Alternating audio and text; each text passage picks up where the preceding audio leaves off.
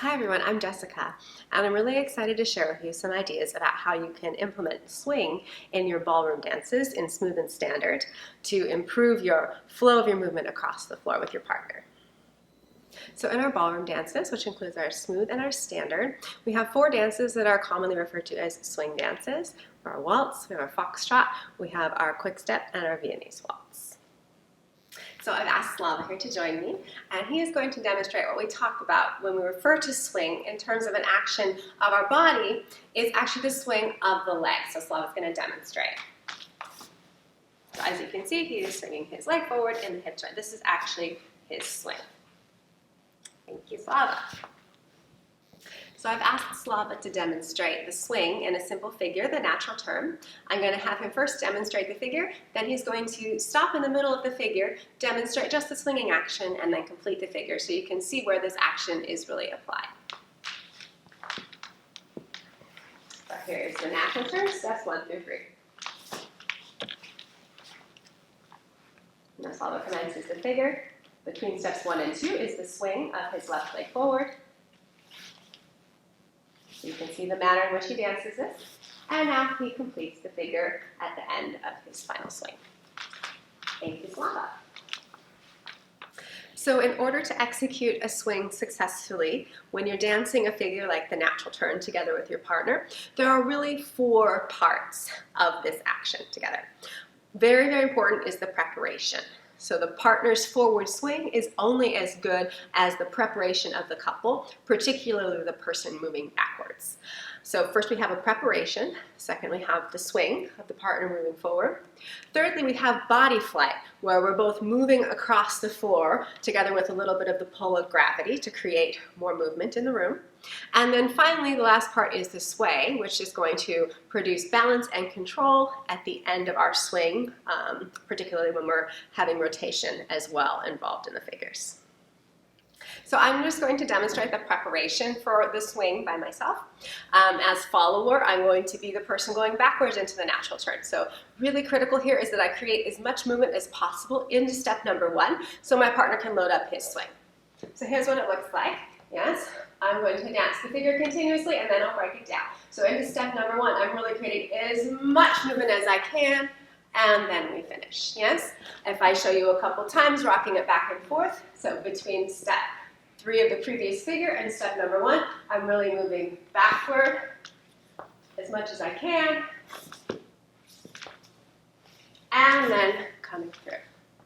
Yeah, so really common for our followers in this action. Oftentimes they're very concerned about their shape on top, and they don't change the angle of the spine from the base to produce a backward movement, so they create a very small step, and it's very difficult for the leader to create a full swing. All right, so now Slava has rejoined me, and we're going to show you this natural turn, the preparation and the swing, and so you'll see what it looks like together. So we're going to take a big practice frame so you get a good look at what we're doing. All right, so we're going into step number 1. I'm taking a nice big step back for the preparation. So as you can see, he's going to have a wide trajectory for his swing into the next step, which he's now going to demonstrate here. All right, thank you, Slava. Now we'll show you the common error where there's not enough distance in the preparation, which is going to cut the trajectory of that swing. All right, so here we go. I'm taking a little bit smaller step here. As you can see, as we move into the swing, it's on a much smaller trajectory, and we're not able to get that degree of movement in the room together. All right, so now you start to see how the preparation works together with the swing to create our movement in the room and our swing dances. Now we're going to talk about the third part of the swing, which is our body flight across the floor. I have Slava still here with me. He's going to demonstrate what that third part looks like.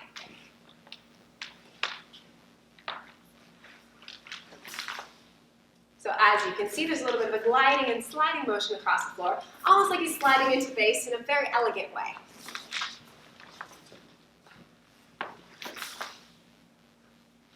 Thank you, Slava.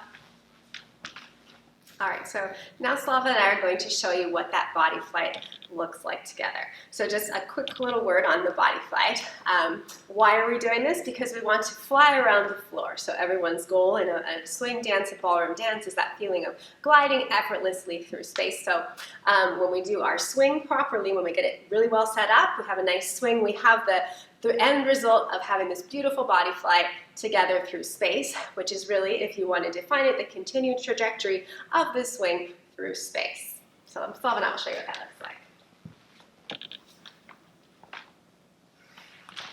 So I have my preparation, I'm giving them plenty of room, I'm swinging through, and now, combining those two, we have a little bit of flight across the floor.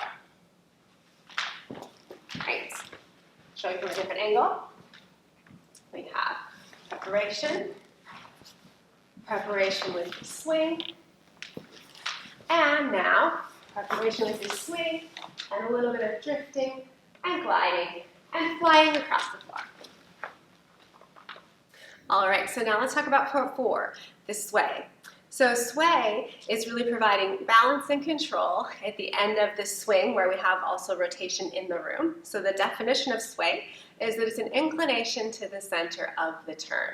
Where sway is produced in the body is actually the shins. So we're actually inclining the body from very low. A common error is that people see the beautiful pictures we produce in a sway and they want to do it just from the top or the sides.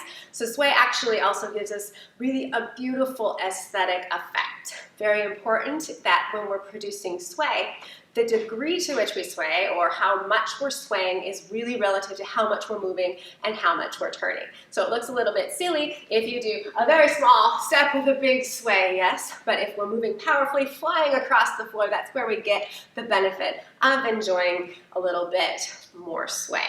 Yes, so I'm going to show you what that looks like.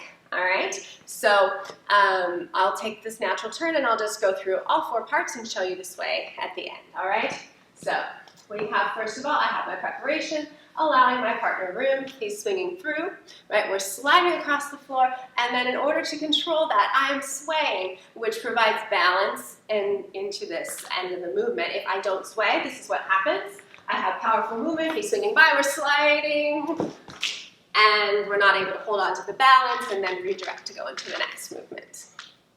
All right, so now Slava has rejoined me again.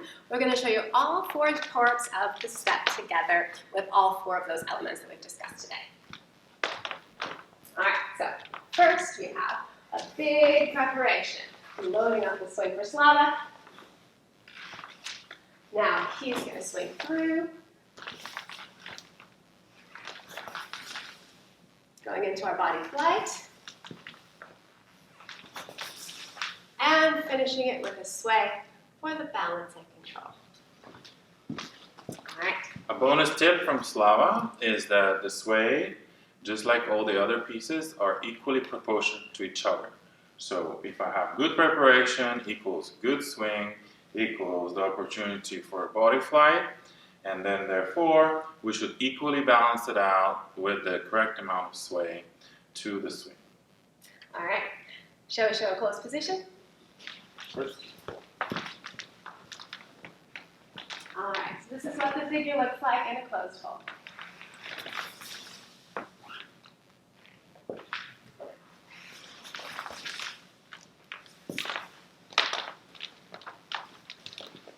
Thank you guys so much for watching.